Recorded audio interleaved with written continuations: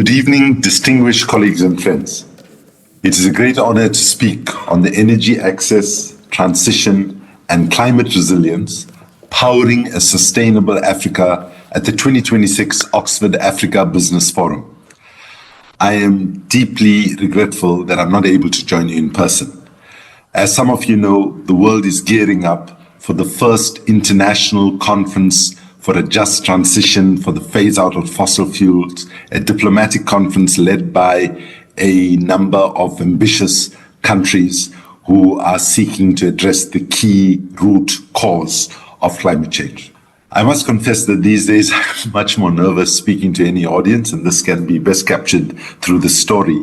Speaking to some folks in the US some years ago, at the end of my speech, a very upset delegate put up a hand and said, "Dr. Naidu, have you heard of Martin Luther King?" And I said, "Yes, I did. He inspired me and many other people in my country during our fight against apartheid." And then she asked, "Do you know what his most famous speech was called?" Thinking it was a trick question, I very quietly said, "I have a dream." And she shouted back at me, "Yes, it was I have a dream, but when I hear you speak, it sounds like you have a bloody nightmare. The forests are disappearing, the oceans are rising, cities are flooding, fascism is on the rise, and so on." Herein, dear friends, lies a key leadership challenge of the moment of history that we find ourselves. How do we speak truth to power on the one hand and not sanitize the fact that humanity is in a deep and spiraling crisis? And how do we do that in a way that does not immobilize and make people feel a sense of, oh, there's no reason why we should stand up and push for change? We must be able to speak truth to power in a way that energizes people, not in a way that immobilizes people. The title of the forum, Africa at a Crossroads, Redefining Growth in an Era of Technological and Geopolitical Change, acknowledges the difficult moment we find ourselves in today. It is marked by war, aggression, and a new style of politics which represents the collapse of the so-called international liberal order. For many countries, this is an apocalyptic moment for the government, with cuts from agencies like USAID and NGO funding. I use the word apocalyptic with intention. Its Greek root, apocalypsis, means to unveil. In ancient Greece, the apocalypse took place at weddings, when the bride took off her veil and the groom would see her for the first time. So this moment is apocalyptic in another sense. It reveals the myth of benevolence that has long underpinned our global order. I think Mark Carney is a good example of this. At Davos, he gave a very provocative and capturing speech when he said, "What we are experiencing is a rupture, not a transition." And yet, his focus largely is referring to middle powers, Canada, Australia, New Zealand, and so on.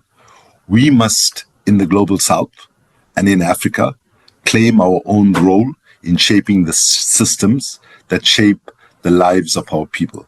For far too long, we have been the victims of policy and agendas that the African people as a whole have had very little say in determining.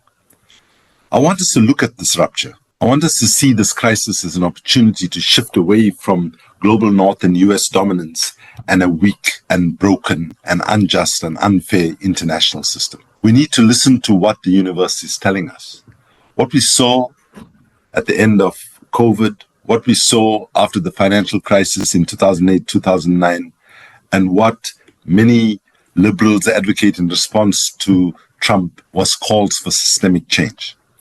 But after each of these moments, after the Band-Aid was put over the problem, it is fair to say that what really happens from the crises that should be teaching us that we need to push for structural and systemic change, our approach is all about system recovery, system protection, and system maintenance. But what is desperately needed then and now is system innovation, system redesign, and system transformation. We are being delusional if we think we can address the challenges that humanity faces, but within the current economic, energy, food, and transport system that we have designed as humanity. This is especially true on energy and climate. It is time for us to address the root cause of the climate crisis. The science tells us that we must limit warming to 1.5 degrees to avert catastrophic runaway and irreversible climate change. In 2015, when I was in the Pacific, I learned a very chilling slogan: 1.5 to stay alive. 1.5 to stay alive. And then 6 months later, at the Paris climate negotiations in 2015, I met my new friends in the Pacific, and they invited me to speak, and I was going to go 1.5 to stay alive. And they said, no, the slogan has changed. And the new slogan is 1.5, we might survive. And my friends, we are already hitting 1.5. We are in denial as to how close to the crisis we are. So there is an extreme level of cognitive dissonance operating here. We say we believe the science, that we need to address climate change, but we continue to use fossil fuels. Let me explain the problem in a way ordinary people will understand. You get home after a long day at work, and as you open the door to your home, you see some water coming out of the bathroom. As you pass the kitchen, you pick up a mop and you proceed to the bathroom. You open the door and you say, whoa, rushing to school or work this morning, you left the stopper on and the tap was dripping, and over the day it has overflowed. What do you do first? Do you take the mop and you start wiping the floor first? Or do you turn off the tap first? Of course, you would turn off the tap.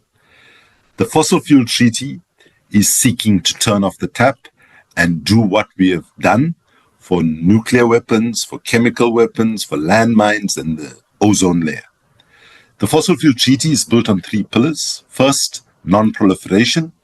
No new coal mines, no new oil fields, no new gas infrastructure. Second, a fair, fast, and funded phase-out. Here we're talking about a planned, equitable wind down of existing production, not chaotic collapse, and none of us are saying it can happen overnight. Not market-driven abandonment, but a science-aligned, justice-centered transition that recognizes historical responsibility. The third element is the just transition itself. Now, far too often, the focus is very much on workers, and that's important. But in addition to somebody who works in the oil, coal, and gas industry, what about the woman who sells vegetables outside the coal mine? We need to make sure that the just transition support workers and communities and finance for countries in the global south so that they are not forced into new extraction simply to service debt or survive. Today, nearly 20 countries, many of them small island states, are in the front line of the crisis and are championing this treaty. Countries that contributed least to the problem are the ones that are showing the greatest moral courage.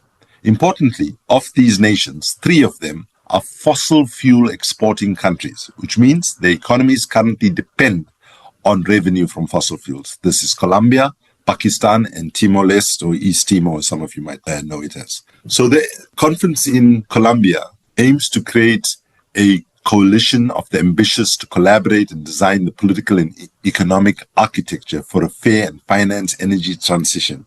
It is where negotiations will hopefully begin for a fossil fuel treaty.